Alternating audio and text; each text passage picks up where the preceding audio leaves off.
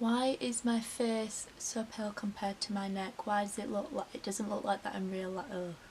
Oh dear.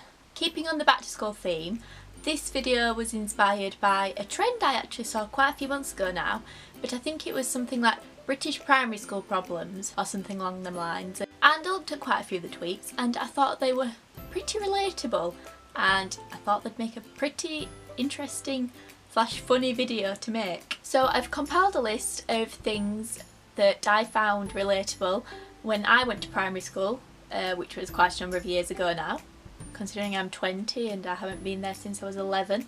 And that's 9 years! But some of those tweets did actually trigger some memories from my primary school, and I thought I'd share them with you. So one of the tweets I saw was about Year 6 benches. Year 6 benches were the pinnacle of any primary school. Ignore Year 5, Year 6 was when you became the real G. You were the head of the school, you could write with pens instead of pencils, although I'm pretty sure I didn't actually do that until like one of the last terms in the year because my handwriting was appalling. But anyway, being Year 6 was the best thing. But the best thing was benches. At assemblies, you could sit at the back row knowing full well you wouldn't have to sit in that really uncomfortable cross-legged weird yoga position on the floor looking down at all the younger students, peasants basically, down below. Another common thing that happened in my primary school, and I think a lot of others, was the slightly unconventional ways of asking someone out. Now when you're between the ages of 5 and 11, going out with someone isn't really an actual thing, is it? It lasts about a week if you're lucky, and then you fall out because you are said person like somebody else. Crushing times for any 5 to 11 year old. But one of the ways I remember people used to ask someone out was through a rubber or an eraser. Basically what they'd do is they'd write a note to someone and then they'd throw them their rubber. I'm quite concerned about saying rubber because I know in some countries rubber does not mean eraser, so just know rubber means eraser. And then they'd chuck you their rubber, and on one side it would say yes, on one side it would say no, and you were either officially dating or you've shattered someone's dreams. It wasn't just for asking somebody out these yes or no rubbers, they basically answered all questions you had in primary school. It was basically the answer to all life's questions in a rubber form. Speaking of erasers, I remember this one girl at my primary school stole mine. She physically stole my rubber. She was a bit of a cowbag, in all fairness, but who steals erasers? What kind of pleb are you to steal an eraser? They're like probably like 50p. I don't know, I haven't bought one in years, but who steals erasers? Jamie Oliver. School dinners and how he made them healthy. Now I was never bothered about turkey twizzlers or anything like that, so it didn't affect me that much because I think I went on to pack lunches anyway.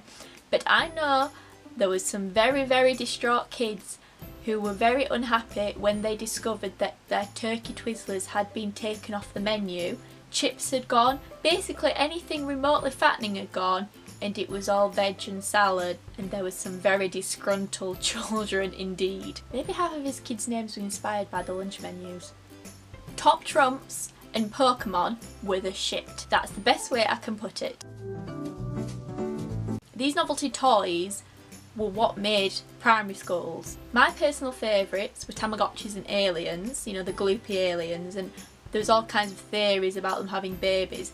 But if you're watching this and have ever wondered about that, just know that some aliens could have babies. You didn't put them in the fridge, you didn't microwave them, you had to buy them with babies growing inside their heads. It sounds a bit mad, but it was a thing, because trust me, I had them. Bulldog. For some strange reason, schools decided that certain games were no longer safe for kids, such as Bulldog. I never understood how that wasn't a safe game, especially on school fields, but hey ho. I suppose tackling someone to the ground can appear a bit unsafe.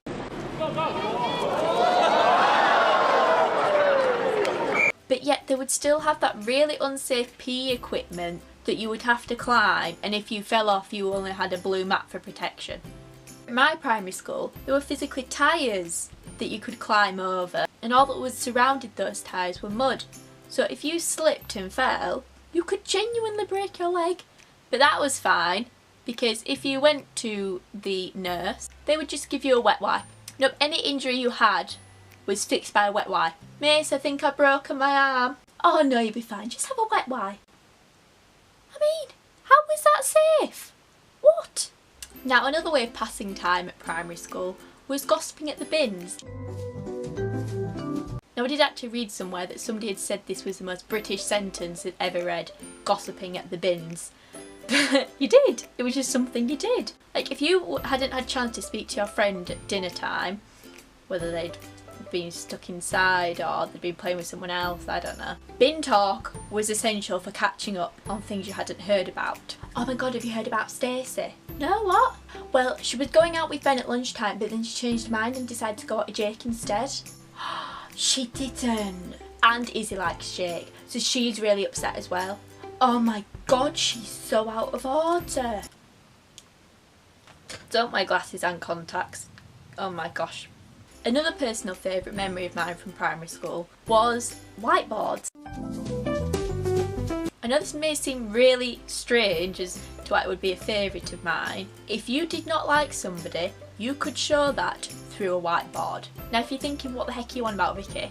What I mean is, some whiteboards were cleaner than others. So if you would have a whiteboard that was very clean, you would give that to your best friend. That they could have that, or you give it to yourself. One of the two. I was not a selfish child, I don't know what you're talking about. But either way, one of you was certain to get the cleanest one.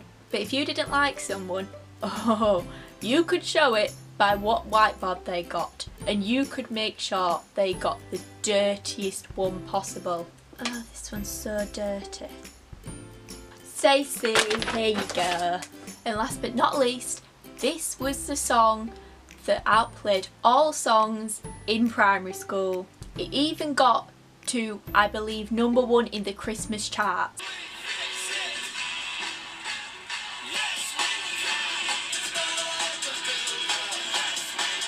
That was genuinely #1 in about the year 2000. Honestly, that was a hit in the UK. And Mr. Blobby, and if you've never heard of Mr. Blobby, well, Go and get the trophy. It's that one. That one, yeah. The trophy. His eye's fallen off. His eye has fallen off. I think that's all there is to say with regards to Mr. Blobby. Let me know down in the comments if any of these points I made stirred up any old primary school memories, and what your memories of primary school were, and what were your favourite parts and your least favourite parts about primary school. Bye! Song. Plain, do you mind? Choker does not represent my childhood. I was born in '96, so I can't say I was a child of the '90s, as I probably was still shitting in nappies until the end of it.